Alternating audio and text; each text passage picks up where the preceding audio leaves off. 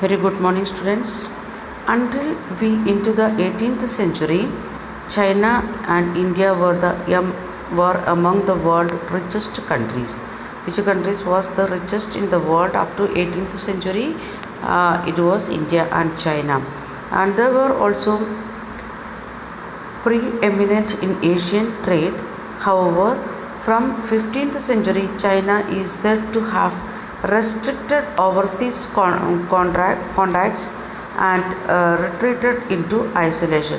From 15th century onwards, China started to isolate from everyone, means not making either overseas trade and not going outside much like that. China reduced role and the rising importance of the Americans gradually moved to center of the world trade westward. Then by that time 16th century we can see the discovery of the American land, and slowly Europeans started to move to that westward side or to America. Europeans now emerged as a center of the world trade. Because of that one, they exploited Americans, and Europeans become more powerful, and they become the center of the world trade. And the Asian and American continent lost its power, and we can see one picture here. Slave trade, where it is happening, it is in the London. One of the newspaper London news information it is. Okay, so we are moving to the next point, that is the 19th century. What happened? We said up to 18th century what was the condition. In the last part, main point and sub points we was discussing. Now we are moving to the next part, our second point, that is the 19th century. What happened? Okay, means in 18th century, starting of the 18th century up to 18th century, we can see India and China was the center of the world trade. Slowly it is losing its position, and Europe is taking that position and starting trade there, or becoming the center of the world for trade. Then in 19th century, the world changed profoundly. In the 19th century, economics, political, social, cultural and technological factors interacted in the complex way to transform the societies and reshape external relationships. Why Europe became the center of the trade in that time? Because of the we know technological development in European continent. Because of the technological development of European continent, at the same time they are becoming economically also powerful. Politically they have started to make their own nation states. Then by that time they made other continents as their colonies. Then social development and cultural development, all these factors, it is having interaction, and it is giving a transforming the society slowly there in Europe, and it's reshape the external relation also. And we can see in the society transformation, many countries it is started to think about the democracy and democratic values also, and especially with the help of French Revolution that we have seen in first lesson. Then economics identify three types of movement of flows within international economical change. Means we can see the change of the economics. They are identifying three types of flow. For what? That is in the international flow of money exchange or economical exchange. First one is the flow of the trade, which in 19th century referred largely to trade in goods, that is doth or wheat. And second, flow of labor, then migration of people in search of employment. Third one, the movement of capital from short term or long term investment over distance. Okay, three types of flow. First one, the what they are producing, that it is flowing. First one, it is wheat. And second one, the means trade of in goods, the flow of the trade, that is especially with goods like wheat, means the essential thing, that is the grain which is needed for our daily life or food like that. Second one, labor, and people started to migrate from one continent to other continent in search of job, because there was suffering like anything in all the continents. There was poverty in every continent. The next one, investment of money, means the starting of multinational companies, we can say in another words. And they started not only the short term, at the same time long term investment also.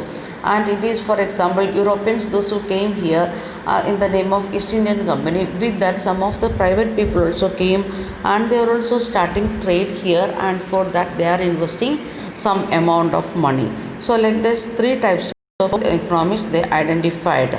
All three flows were closely interwoven and affected people's life more deeply than ever before. All these things, because they are getting the cheap labor where they was not getting before, like that. So all these things, it is started to affect the life of the people. Then interconnections could more restricted than goods or capital flow. The labor migration, it was giving more effect on the life of Europeans, especially in the company area, factory area, because of the industrial starting of the industrial revolution.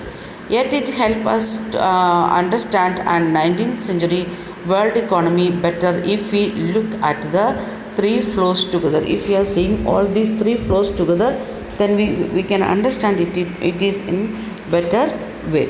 Then first one, a world economy takes shape. How the world economy coming with its shape, or how it is reshaping, that we are going to see. A good place to start the changing pattern of food production and consumption in industrial Europe. Traditionally, countries like to be self-sufficient in food. Traditionally also, they was thinking about how we can be self-sufficient, and discovered America. By that time, they started to think like that, to be more self-sufficient. But in 19th century, Britain's self-sufficiency in food meant lower living standard and the social conflicts. And in the Britain, we can see they are having the self-sufficiency, that is giving living standard, it is going down, and many social conflicts, and there are different reasons. Population growth from late 19th century had increased the demand for food again in the Britain, not only in Britain, and we can see all over the world, especially in European continent. Fast population growth, it is started in 19th century. It is giving a question mark in front of the people because of the lack of food availability in their own country. As urban centers expanded and industry grew, the demand for the agricultural products went up, pushing up food grains prices. And the rural area people started to migrate to urban area. At the same time, Africans or Asian people, they started to migrate to European continent in search of job also. Sometimes they taken as slaves, then later they started to work there itself. And because of that one, the urban centers, it is developing. People, those who was doing agriculture in olden days, they stopped to do agriculture. Instead of that, they are coming and working in the factories. So the price of the agricultural goods or the food items, it is increasing like anything. Under pressure from landed groups, the government also restricted the import of corn, and because of the pressure they are getting, and that's why government, what they are doing, they are giving restrictions on the import of the corns. They can't import anything, and the laws of flowing of the allowing the government to do this were commonly known as the corn law. So we are studying here corn law. The government is making the restrictions on corn.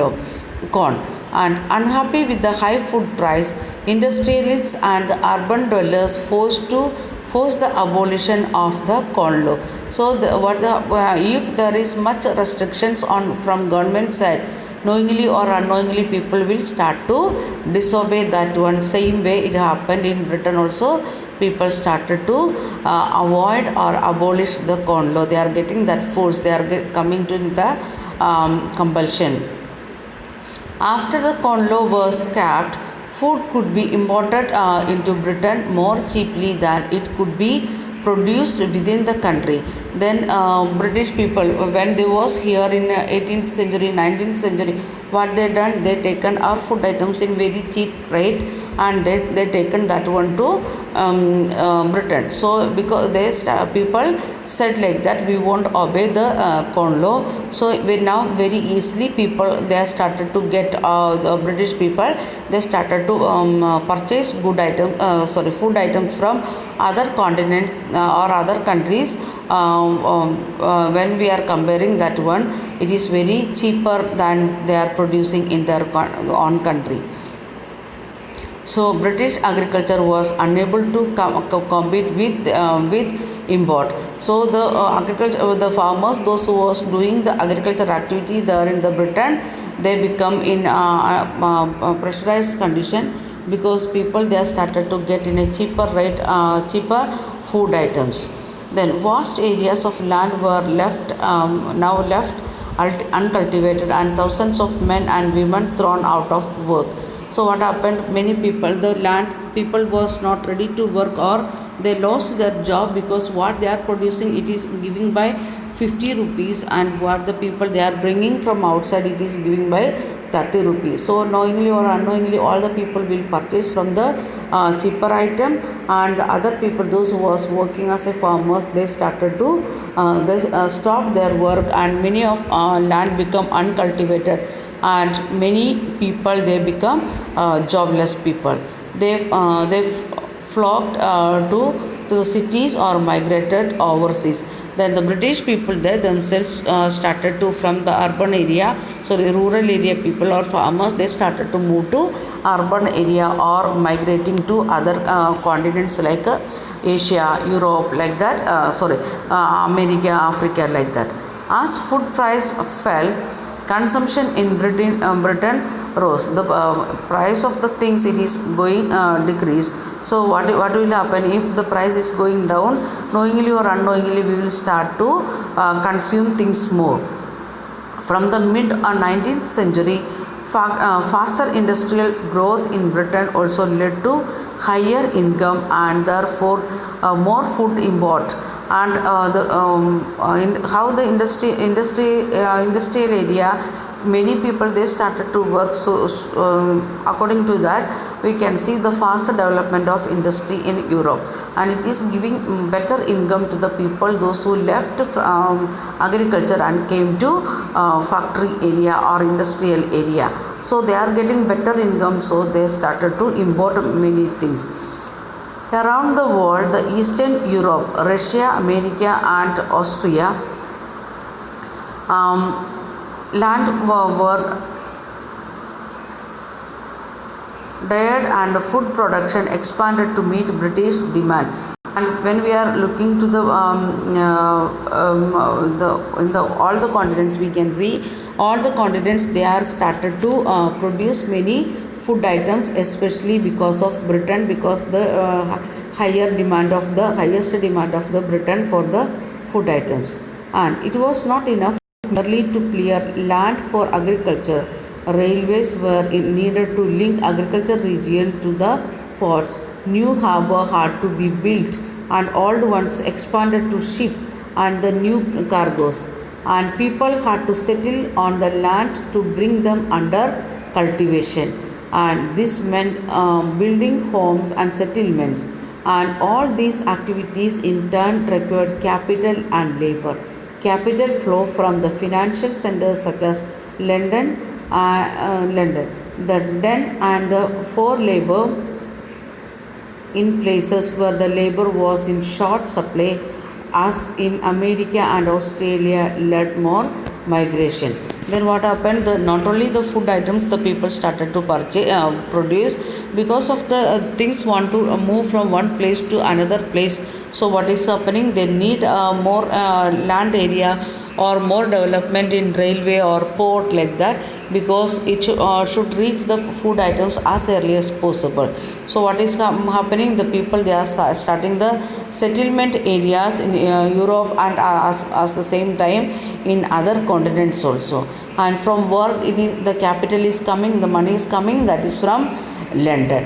And the labors, they are getting the that's why we can see the labor, the supply of the labor, or because of the labor, the people, they are started to migrate to America and Australia. Okay, we will continue in next video.